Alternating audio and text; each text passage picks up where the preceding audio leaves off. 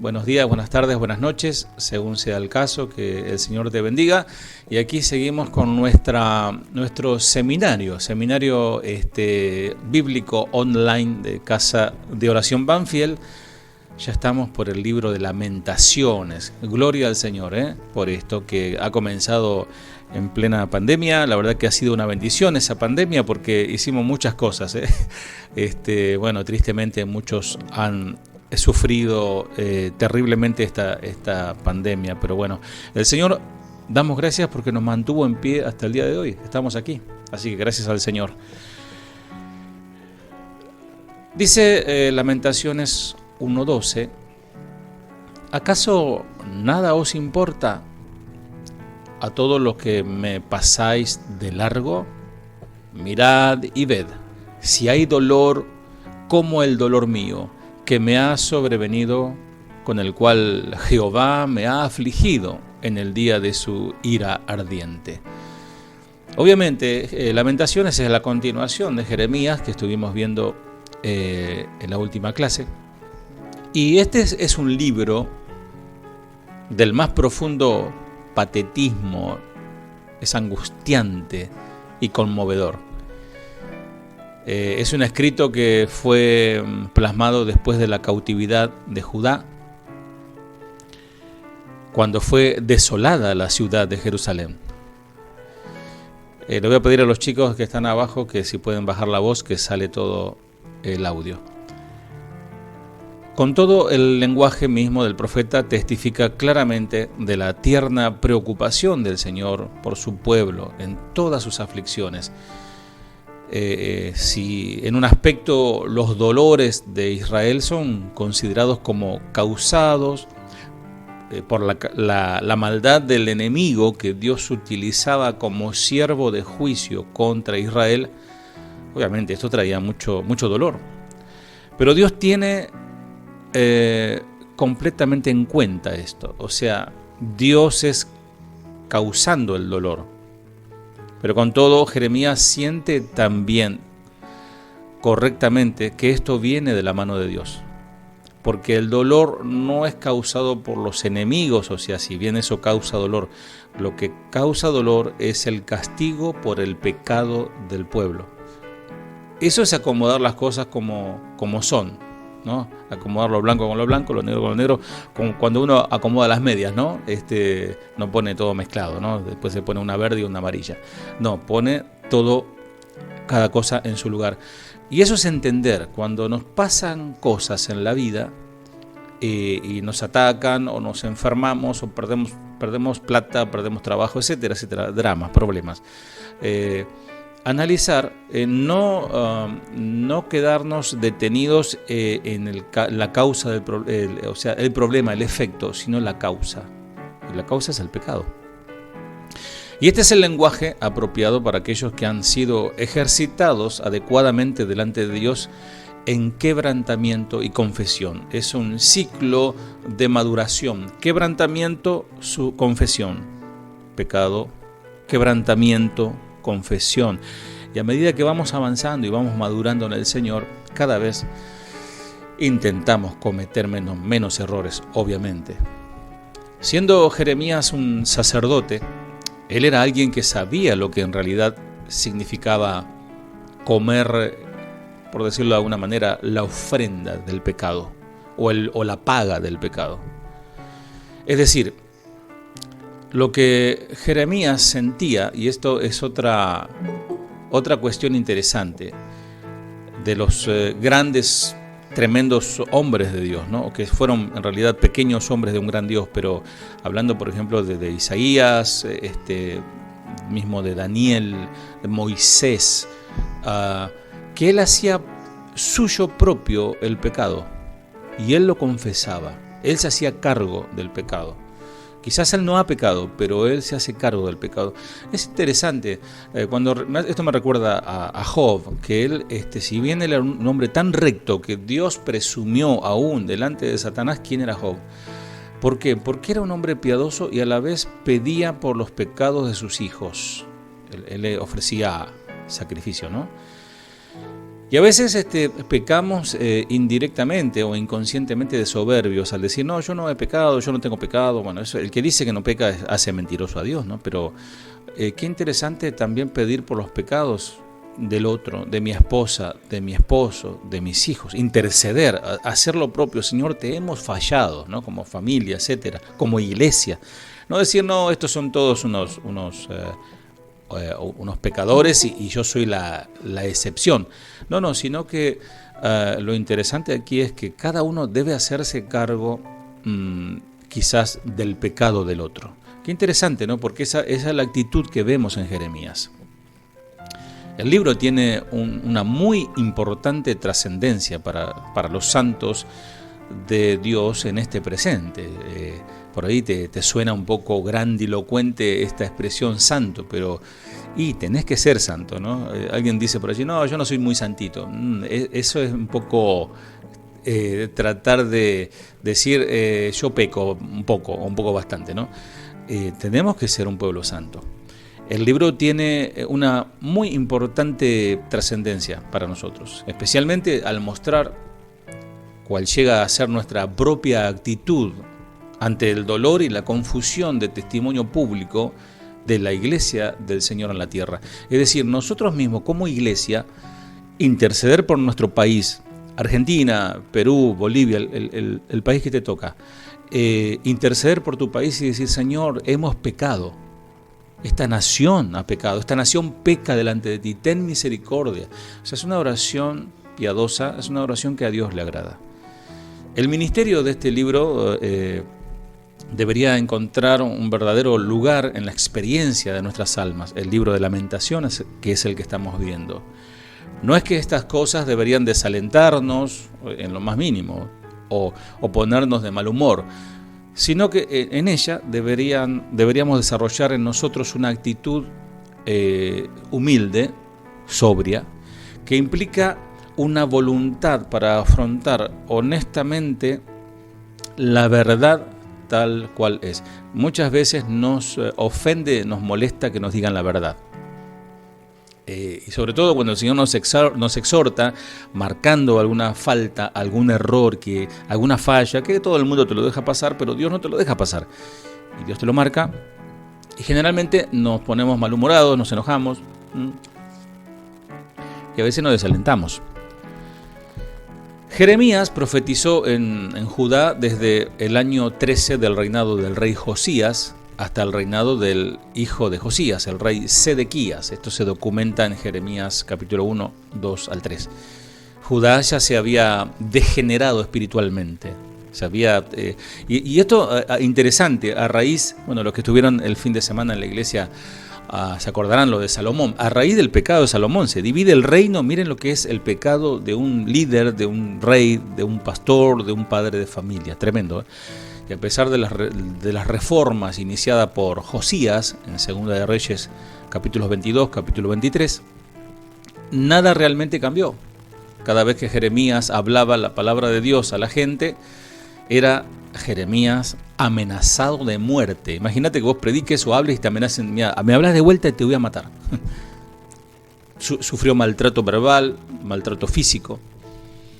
El pueblo de Judá, incluidos sus profetas, sacerdotes, funcionarios y los reyes, le dieron la espalda a Dios y continuaron con su adoración de ídolos y prácticas corruptas.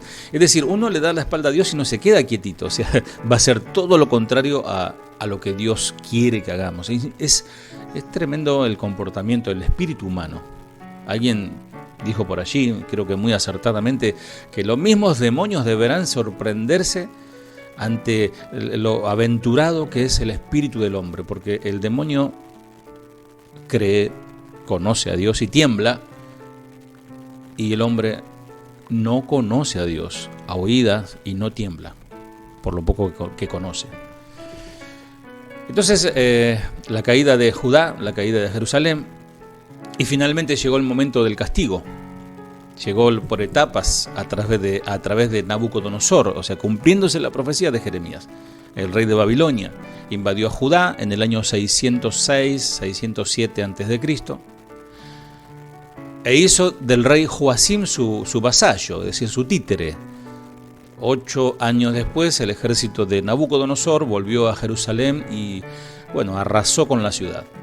El templo fue saqueado, sus vasijas de oro fueron tomadas, fueron despedazados, y además muchos hebreos fueron llevados cautivos a Babilonia. Esto lo sabemos muy bien, documentado en Segunda de Reyes, capítulo 24, 10 al 17. Sedequías fue nombrado rey, como les dije, un títere, el tipo de gente más pobre, ¿no? Que no era un hombre temeroso, de Dios, ¿no? Sino más bien temeroso del hombre. A pesar de todo, lo que Jeremías profetizó se hizo realidad. El rey Sedequías no lo escuchó, no quiso escuchar al profeta. En cambio, Sedequías se rebeló contra Nabucodonosor cuando Jeremías le dice: no te rebeles contra Nabucodonosor porque te va a ir mal, y le va a ir mal al pueblo. Así que volvió con su ejército, asedió Jerusalén, Nabucodonosor, durante casi 18 meses. Había un sufrimiento inimaginable en la ciudad, sin comida, sin agua, y finalmente el ejército atravesó los muros de la ciudad, incluido el templo, y destruyó a todo, a la gente, a todo, sin piedad. Esto se documenta Segunda de Crónicas 36, 17. Interesante notar esto porque nos pone en el tiempo, porque uno lee Crónicas y no lo relaciona con Lamentaciones, ¿no? Y tiene mucha relación. Entonces, ¿qué lecciones aprendemos a través de Lamentaciones? El profeta Jeremías fue testigo de la muerte de la ciudad de Jerusalén, y el libro de Lamentaciones es en realidad, ahí se plasma un canto fúnebre que representa el sufrimiento, la tristeza con respecto a la muerte de Jerusalén. Incluso en ese canto fúnebre hay lecciones para nosotros para aprender. Por eso el Señor Jesús dijo: los cielos y la tierra pasarán, pero mi palabra no pasará. Esta palabra que pasó hace tantos años, hace aproximadamente 2600, 700 años, sigue vigente para nosotros. Bueno, primero el capítulo 1 habla del sufrimiento de Jerusalén. Tiene 5 capítulos, así que es cortito. Habla del sufrimiento de Jerusalén. Jerusalén, una vez grande entre las naciones, fue grande, ¿se acuerdan que venía la reina de Saba, venían estos, aquellos, los otros, a ver el poderío de Jerusalén, del pueblo de Israel? Ahora, como una viuda, llora amargamente sin que nadie la consuele. En su capítulo 1, versículo 1 al 2, dice esto: el Señor le ha traído dolor por sus muchos pecados. Escuchá esta palabra, ¿eh? El Señor le ha traído dolor por sus muchos pecados. Capítulo 1, versículo 5. Las lecciones que nos deja, no importa cuán grandioso hemos sido en el pasado, porque a algunos les gustan vivir de glorias pasadas, que la verdad que son más que glorias, son miserias. Nuestro estado puede cambiar si nuestra conducta desagrada a Dios. Es decir, aún espiritualmente hablando, bíblicamente hablando, cristianamente hablando, podemos tener glorias pasadas de haber servido al Señor. Hay gente que se jacta de haber abierto iglesias, de haber hecho campaña, no sé, tantas cosas que bien hecho por eso, y se queda ahí. Pero si hoy desagrada a Dios, el precio que va a pagar cuando se peca es el castigo. ¿Qué aprendemos en el capítulo 2 de Lamentaciones? Bueno, el sufrimiento del santuario. El Señor ha rechazado su altar y abandonado su santuario, dice capítulo 2, versículo 7. El Señor ha rechazado su altar, o sea, el sacrificio que se ofrecía, y abandonó su santuario por el pecado. Qué tremenda imagen que el Señor nos rechace y nos abandone. Eso es lo peor que nos puede pasar. El templo era una fuente de orgullo para los hebreos. Era majestuoso ese templo, físicamente hablando.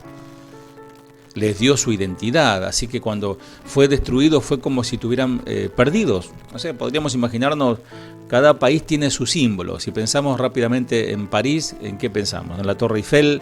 Si pensamos, no sé, en Roma, pensamos en el Coliseo. Si pensamos en Buenos Aires, pues el Obelisco, el Puente de la Boca, no sé.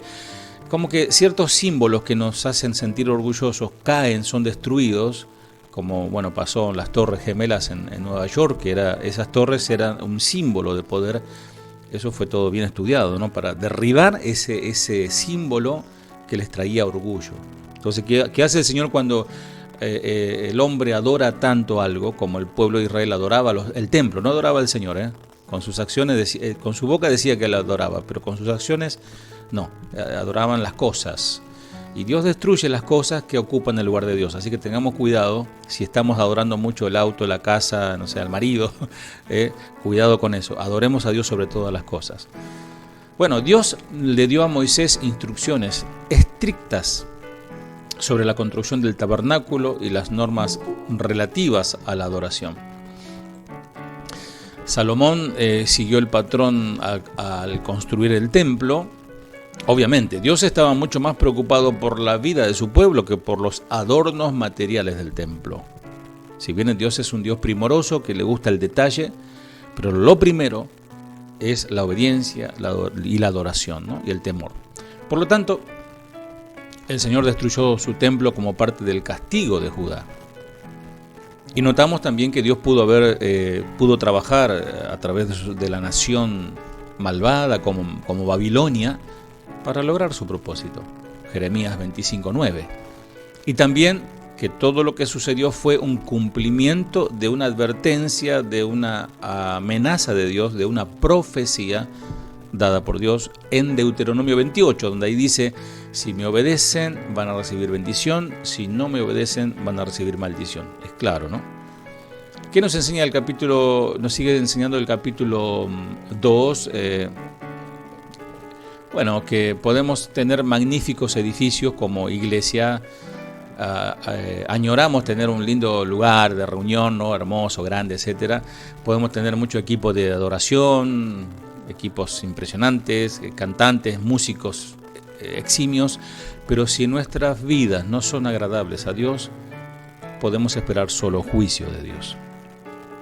Por eso hay tantos imperios, ¿no? Hablando de imperios de hombres que se levantan, que caen como nada. Dios es soberano. Él puede traer personas difíciles a nuestras vidas para transformarnos y ser el tipo de personas que Él quiere que seamos. Repito esto porque es un estudio bíblico, pero Dios nos habla. Como decía Luis, háblanos Señor, y el Señor nos habla. A veces tenemos alrededor nuestro personas difíciles, personas que nos hacen la vida imposible, personas que cuando la vemos decimos, ay, viene esta persona o qué sé yo. Y muchas veces es trato de Dios para nosotros, para transformarnos, porque todavía no hemos sido transformados.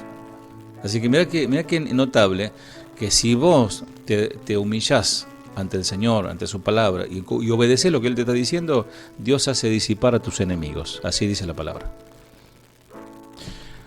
Dice 2 de Pedro 1:3 que Dios nos ha dado todo lo que es la vida y la piedad a través de nuestro conocimiento de Él. O sea, Dios nos ha dado su palabra, nos ha dado su espíritu para vivir la vida abundante, ser felices. Podemos elegir su camino o el nuestro. Hay dos alternativas, no hay 3 ni 4, hay 2. Hay muchos que dicen, todos los caminos conducen a Dios. Eso es una mentira. Cuando te digan eso es mentira, decirle así. No tengas miedo, eso es mentira, porque Jesús dijo, yo soy el camino, no hay otro camino. Entonces no nos deja alternativa el Señor, porque Él es todo, entonces tenemos que ir a Él. Y Judá obviamente no eligió el camino de Dios, sino que eligió hacer lo que se le daba la garadena gana, como dice Chuy. El capítulo 3 nos habla del sufrimiento de Jeremías a colación de todo esto, ¿no? Aquí Jeremías derrama su corazón al lector, en este caso al que oye. Cuando leemos Lamentaciones vemos a un hombre quebrantado, un hombre llorando, pero no porque era un llorón o era hipersensible, no, porque Dios le hacía sentir al profeta el dolor de Dios. Dios pone en el corazón y en los huesos y en la carne del profeta el dolor de Dios. Imagínense ver a un hombre clamando y llorando a lágrimas, a mares, y decir, así está llorando Dios por su pueblo. Y había suplicado a la gente que volviera a Dios. Oró por ellos, profetizó su destrucción, pero fue tratado todo el tiempo con desprecio. Muchas veces, amado, miren, yo convivo con pastores, todo el tiempo hablando con pastores. Hoy por lo menos hablé con 4 de ellos. Y es esta misma cuestión, salvando la distancia, ¿no? Pero es la misma cuestión. Gente dura, gente que escucha pero hace caso omiso, desprecia al que le enseña, al que le predica, y se siente el dolor por el juicio que viene. Yo personalmente, como pastor, he visto el juicio de Dios en varias personas. Y eso trae mucho dolor, porque cuando Dios determina y decide un veredicto de un juicio, siendo que Él ha advertido 1, 2, 3, 4, por años advirtiendo, y la persona termina haciendo caso omiso a lo que Dios dice, Dios cumple lo que dice la institución de la Cena del Señor. Algunos caen enfermos y otros mueren para que no sean condenados con el mundo. Y son cortados antes de tiempo. No son usados por Dios, no se cumple el propósito de Dios en ellos por su rebeldía. Y muchas veces, amados, a los pastores, sobre todo, nos causa muchísimo dolor estas cosas. Y a pesar de las numerosas persecuciones que sufrió Jeremías en el capítulo 3, 1 al 18, Jeremías vio algo, porque el profeta es el que ve por delante, el que ve antes de tiempo. Y él dice: el Señor es mi porción, por eso esperaré en Él, o por eso le esperaré. Ahí en capítulo 3, 24. Entonces hay una esperanza, siempre hay una luz de esperanza, ¿no? Ante todas estas situaciones de que el Señor envía juicios. La lección que nos deja debe preocuparnos por el bienestar del pueblo de Dios. Y esto no es solamente un trabajo que compete al pastor, es un trabajo de toda la iglesia. Preocuparse por la iglesia, la oración, la intercesión. Si la iglesia está siendo perseguida o se está alejando de la enseñanza piadosa, debemos estar atentos y caer sobre nuestras rodillas y volver a reubicarnos en la voluntad de Dios. El capítulo 4 habla del sufrimiento, del asedio. Durante el asedio de Jerusalén de 18 meses, las condiciones se volvieron intolerables. Y tal fue la hambruna.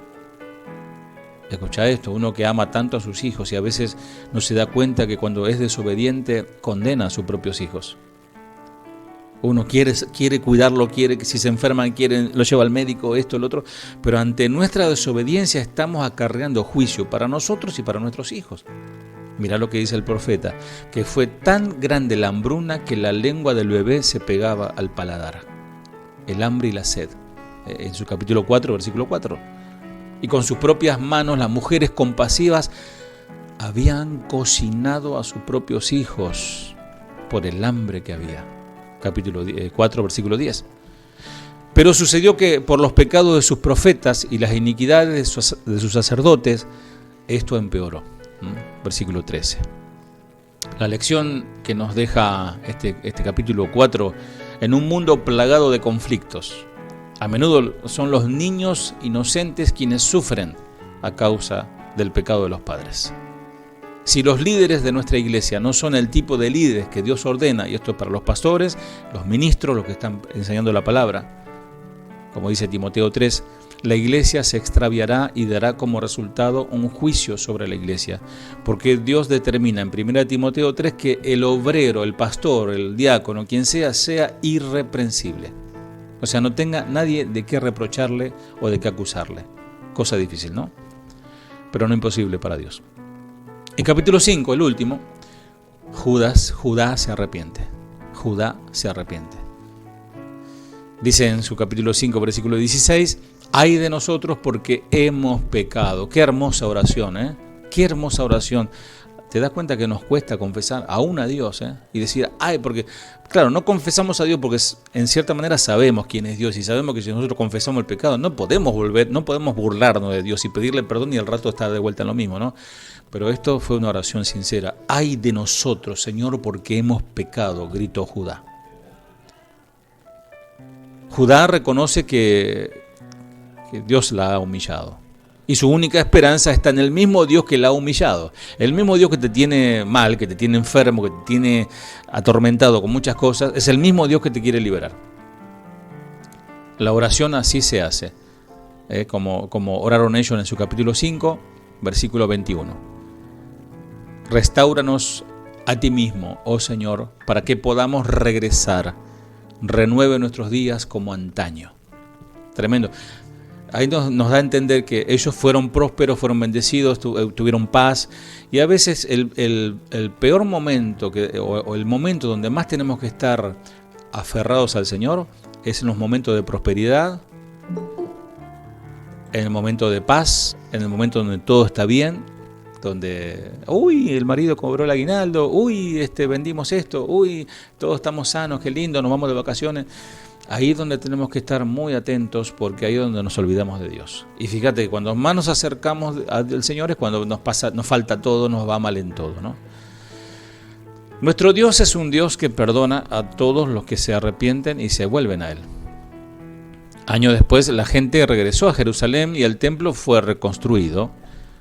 Pero antes de eso los judíos tenían que aprender muchas lecciones difíciles, aunque valiosas, Bueno, después ya entraremos a Esdras, ya van a ver, los profetas menores, quiero decir, vamos a ver cómo Dios obró en ese tiempo. Las lecciones para nosotros que aprendemos una y otra vez, que si nos alejamos de Dios, Él se alejará de nosotros para nuestra propia pérdida. Sin embargo, si nos arrepentimos, palabra muy difícil, pero tiene que estar siempre presente en nuestras vidas, Él nos perdona fácilmente. Nos arrepentimos genuinamente, sinceramente, fácilmente Él nos perdona. No necesitas que sientas un merequetengue, un fuego, nada. Si vos te arrepentís, Él te perdona, punto. Su sangre es eficaz y gloria a Dios por eso. Y cuando entendemos eso, nos quedamos asombrados y maravillados y no hacemos otra cosa que adorarle a Él y bendecirle a Él. Él nos perdona fácilmente. Pero ¿por qué pasar por todo ese dolor innecesario cuando Dios nos está diciendo que nos alejemos del pecado? Bien, vamos a la estructura de nuestro estudio. Lamentaciones en hebreo es eija, con H final, que significa desmayo de dolor. Cuando una persona está tan adolorida que parece que se está muriendo. Eso significa. En el contexto del libro habla de estar de luto por los muertos y llorar por los que van a morir.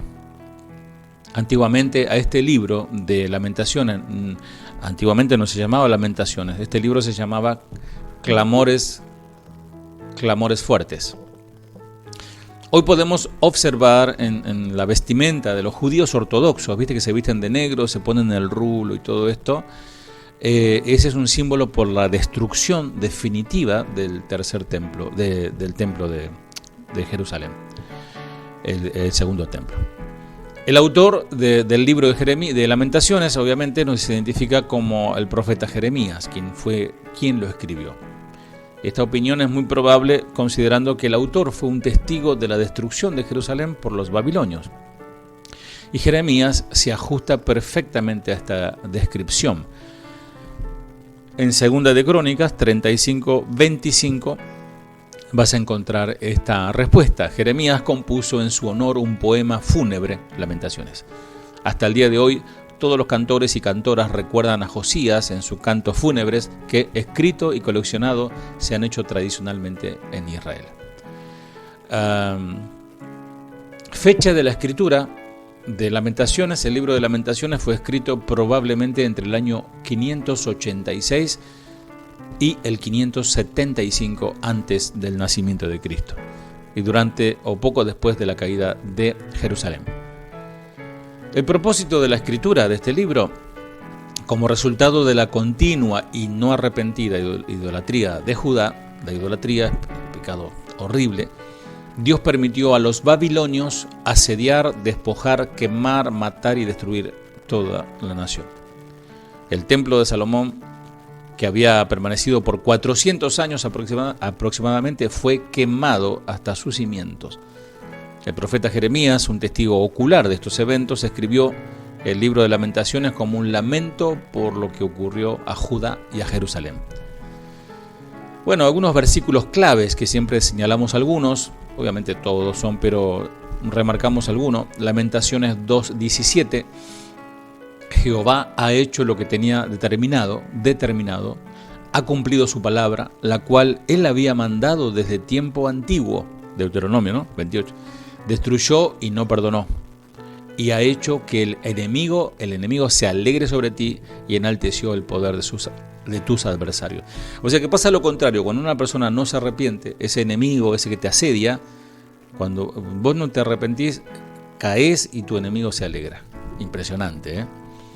Lamentaciones 3:22-23 dice: por la misericordia de Jehová no hemos sido consumidos, porque nunca decayeron sus misericordias. Nuevas son cada mañana, grande es tu fidelidad. Y otro más, Lamentaciones 5:19-22. Mas tú, Jehová, permanecerás para siempre, tu trono de generación en generación. ¿Por qué te olvidas completamente de nosotros y nos abandonas tan largo tiempo? Vuélvenos, oh Jehová, a ti, y nos volveremos. Renueva nuestros días como al principio, porque nos has desechado, te has airado contra nosotros en gran manera. Breve resumen, muy breve, el libro de Lamentaciones está dividido en 5 capítulos. Cada capítulo representa un poema separado. En hebreo original, los versículos son acrósticos, los cuales inician cada verso con una letra sucesiva al alfabeto hebreo, como el Salmo 119, que cada inicio tiene el alfabeto hebreo. En el libro de Lamentaciones, el profeta Jeremías comprende que los babilonios fueron la herramienta de Dios para traer juicio sobre Jerusalén. Por eso siempre decimos en nuestras predicaciones que muchas veces Satanás es el siervo de Dios para zarandearnos a causa de nuestra inmadurez o nuestra desobediencia. Así que no andes reprendiendo al diablo, no andes echándole afuera, es Dios mismo que lo trajo para zarandearte por tu desobediencia. Lamentaciones deja en claro que el pecado y la rebelión fueron la causa de la ira de Dios. Y lamentar es lo apropiado en tiempo de angustia, pero pronto debe dar paso del lamento a la contrición, o sea, entristecerse por el pecado e ir al arrepentimiento. Referencias proféticas: Jeremías fue conocido como el profeta llorón, por su profunda, permanente pasión por su pueblo. Eso lo podemos leer en Lamentaciones 3, 48 y 49. Ese mismo dolor por los pecados del pueblo y su rechazo de Dios, de este pueblo, fue expresado por el Señor Jesús mientras se aproximaba a Jerusalén y veía a futuro su destrucción a mano de los romanos. Cuando él dijo: ¿cuántas veces quise traerlos a mí y no quisiste? Como la gallina cuida a sus polluelos, ¿no? Matas a tus profetas. Bueno, el Señor sentía ese lamento y ese dolor. Y a causa del rechazo de los judíos al Mesías, al Señor Jesús, Dios usó el asedio romano, ahí tenemos otra vez el enemigo, para castigar a este pueblo rebelde y duro de cabeza. Pero Dios no disfruta el tener que castigar a su hijo. ¿Quién disfruta castigando a su hijo? Alguno de ustedes que ha tenido que castigar con vara a su hijo, ¿no? Porque me imagino que debe haber padres aquí que usan de vez en cuando una chancleta, algún elemento para disciplinar a los hijos, porque es necesario, y de hecho la palabra de Dios lo dice claramente, ¿no? Y cuando uno castiga con una vara a su hijo, no trae alegría al corazón de uno. Pero así tampoco Dios se goza en eso, tampoco lo disfruta, pero es para el bien de los hijos. Entonces, aplicación práctica de nuestro libro: aún en un terrible juicio, Dios es un Dios de esperanza. Así que no pierdas las esperanzas. Dice Lamentaciones 3, 24 y 25: y me digo, el Señor lo es todo para mí, por eso en Él confío. El Señor es bueno con los que en Él confían, con los que a Él recurren. No importa cuánto nos hayamos alejado de Él. Si Él te perdona, nadie más te puede condenar. Si Él te perdonó, nadie más te tiene que señalar, vos cómo desapareciste, cómo te apartaste del Señor. Si Él te ha perdonado y comenzaste a caminar en los caminos del Señor, el Señor te ha restaurado y comienza ese proceso de transformación. Tenemos la esperanza de que podemos regresar a Él y encontrar sus brazos abiertos llenos de compasión y perdón. Por eso dice 1 de Juan 1:9, es que si confesamos nuestros pecados, podemos confiar en que Dios es fiel y justo para perdonar nuestros pecados y limpiarnos de toda maldad. Nuestro Dios es un Dios amoroso, acordate de esto, nunca lo olvides. Dice Lamentaciones 3:22, por la misericordia de Jehová no hemos sido consumidos. O sea que tendríamos que haber sido consumidos hace rato. Dice, porque nunca decayeron sus misericordias. Por su gran amor y compasión, Él envió a su Hijo para que no muramos, no perezcamos en nuestros pecados, sino que podemos vivir eternamente con Él. La fidelidad de Dios. Dice Lamentaciones 3:23, nuevas son cada mañana, grande es tu fidelidad. La salvación de Dios. Dice Lamentaciones 3:26, bueno es esperar en silencio la salvación de Jehová. Son atributos que nos dan gran esperanza, amado, amada, nos trae consuelo. Y Él no es un Dios indiferente, como muchas veces es el ser humano. Él no es un Dios caprichoso, como muchas veces somos nosotros caprichosos. Sino que Él es un Dios que salvará a aquellos que vienen con corazón arrepentido y admiten, dicen, sí Señor, yo soy el culpable, yo hice esto. Ese corazón agrada al Señor. Y apelen a la misericordia del Señor, porque Él los librará de la ira, porque Dios tiene ira y la ira de Dios es terrible. Si Dios por su gracia renueva corazones, renovará su favor en nuestras vidas. Los trastornos pueden hacer que nuestros corazones desfallezcan, las situaciones difíciles, las pruebas, las tribulaciones, como le decimos, ¿no? Y que puede ser que se nublen nuestros ojos de lágrimas, pero está abierto el camino al trono de la gracia de nuestro Dios. Cuando venimos a Él arrepentidos, Él nos reconcilia. Y en todas nuestras pruebas pongamos toda nuestra confianza, toda nuestra fe en su misericordia. Confesemos nuestras maldades, derramemos nuestros corazones a Él, velemos contra los afanes y el desaliento, porque seguramente sabemos que al final todo será bueno. Si ahora está pasando mal, ten esperanza, porque Él es fiel. Él no es hombre para mentir, ni hijo de hombre para arrepentirse, ¿no? Entonces, a los que le aman, le temen y aún, aunque más todavía, le sirven, Dios los cuida en sus manos. Así que no son los juicios del Señor en la tierra lo mismo que en la época de Jeremías, hoy en este tiempo, guerras, pestes, hambres, crisis económica, claro que sí. Entonces, recordemos lo que ha pasado en los tiempos de Jeremías, busquemos su presencia y roguemos al Señor que salve nuestra generación, que nos use a nosotros para predicar el Evangelio eterno y que podamos ser un canal de bendición en estos tiempos de tantas lamentaciones. Bueno, amado, hasta aquí. Si el Señor nos dice otra cosa, nos estaremos reencontrando el próximo día de enseñanza.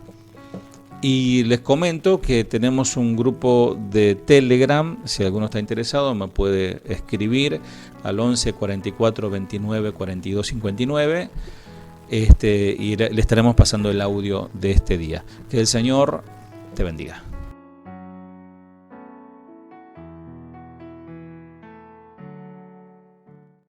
Fiel es Dios, que no nos dejará